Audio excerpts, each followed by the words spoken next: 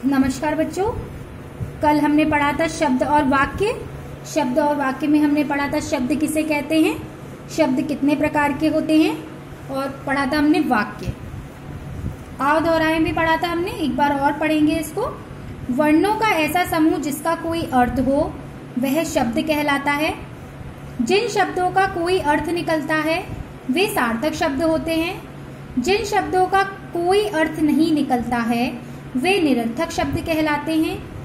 शब्दों का ऐसा समूह जिसका अर्थ स्पष्ट हो रहा हो वह वाक्य कहलाता है। ये हमने कल पढ़ा था। इसके आगे हम आज इसका अभ्यास कार्य करेंगे। सही उत्तर पर सही का निशान लगाइए। सार्थक शब्द देखेंगे आप, इसमें सार्थक शब्द कौन सा है देखिए, अब इसको पढ़ के देखेंगे। लागुब, लागुब का कोई अर्थ है नहीं। बलागु, बलागु का भी कोई नहीं है। गुलाब, गुलाब का अर्थ होता है तो ये सही है। निरर्थक शब्द देखेंगे आप जिसका कोई अर्थ नहीं निकल रहा हो, जैसे कमल, इसमें लिखा है कलम, कमल, इन दोनों का अर्थ होता है मगर मलक का कोई अर्थ नहीं होता, तो इसलिए ये सही है। वर्णों का सार्थक समूह कहलाता है। क्या कहलाता है वर्णों का सार्थक समूह? शब्द। और शब्दों का सार्थक समूह वाक्य कहलाता है ना। तो इसलिए इसमें वर्णों का सार्थक समूह है तो ये क्या कहलाता है? शब्द। शब्दों को सही क्रम में लिखकर सार्थक शब्द बनाइए। जैसे अब इसका क्या बनेगा? कबूतर, इसमें करेला, इसमें मछली, गाजर, खरगोश और बकरी। इसके बाद नेक्स्ट क्वेश्चन चलते हैं, देखेंगे। सही पर सही तथा गलत पर गलत का निशान लगाइए। पहला है वर्णों के मेल से शब्द बनते हैं। बिल्कुल सही है, वर्णों के मेल से क्या बनते हैं? शब्द बनते हैं, तो ये क्या है? सही। वर्णों को किसी भी क्रम में मिला देने से शब्द बन जाता है। बिल्कुल गलत है ये। क्यों है? क्योंकि वर्णों का सही क्रम बनाने से ही शब्द बनता है। अगर हम वर्णों को किसी भी प्रकार से मिला के शब्द बना देंगे तो इसका निरर्थक अर्थ निकलेगा, यानी ये कैसे बन जाएंगे? ऐसे बन जाएंगे, है ना।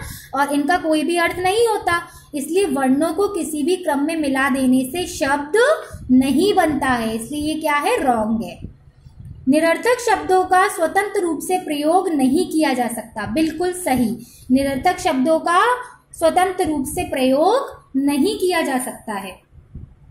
शब्दों को किसी भी क्रम में रख देने से वाक्य नहीं बनता। बिल्कुल सही। शब्दों को किसी भी क्रम में रख देने से हम वाक्य को नहीं बनाते। अगर हम ये वाक्य है हमारा, ये पूरा एक सेंटेंस है और इसके जो शब्द हैं हम आगे पीछे कर दें तो क्या उसका कोई सार्थक अर्थ निकलेगा? नहीं निकलेगा। इसलिए शब्द को किसी भी क्रम में रख देने से वाक्य नहीं बनता है। ये बिल्कुल बात सही है।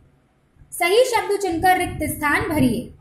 वर्णों का सार्थक समूह शब्द कहलाता है ना। निरर्थक शब्दों का कोई अर्थ नहीं निकलता। शब्दों के मेल से वाक्य बनते हैं। वाक्य में शब्दों का क्रम सही होना चाहिए।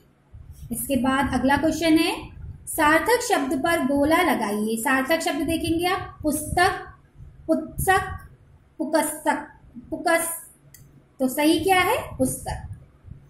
बचागी, चाबगी, बगीचा, सही क्या है? बगीचा। अगजर, अजगर, जगर, क्या है? अजगर। गिलहरी, गिरहल, गिलहरिह, तो क्या है? गिलहरी। नेक्स्ट है, शब्दों को सही क्रम में लगाकर वाक्य दोबारा लिखिए। रहा है जंगल में मोर नाच, तो क्या है इसका सही वाक्य? क्या बनेगा? जंगल में मोर नाच रहा है। चींची है रही चिड़िया कर, इसका सही वाक्य क्या बनेगा? चिड़िया चींची कर रही है। पेड़ बैठा है बंदर पर, बंदर पेड़ पर बैठा है। मोहित पर दौड़ रहा है सड़क, इसका सही वाक्य क्या बनेगा? मोहित सड़क पर दौड़ रहा है। तो इसका मतलब भी क्या है? अगर हम जो शब्द हैं उनका सही क्रम नहीं रखेंगे तो हमारे वाक्य का कोई भी अर्थ नहीं निकलेगा। चित्र देखकर वाक्य लिखिए। पहले चित्र में क्या हो रहा है? घोड़ा दौड़ रहा है। दूसरे में देखेंगे लड़की क्या कर रही है, खाना खा रही है, तो यहाँ पर क्या आ जाएगा, लड़की खाना खा रही है। तीसरे चित्र में क्या हो रहा है, दादाजी खड़े हैं। तो इस प्रकार से ये पूरा अभ्यासकार हमारा हो गया है और आपका होमवर्क यही है कि आपको क्या करना है, इस पाठ 3 का अभ्यासकार आपको अच्छे से याद करना है। तो इसके आगे का भाग हम कल पढ़ेंगे। धन्यवाद।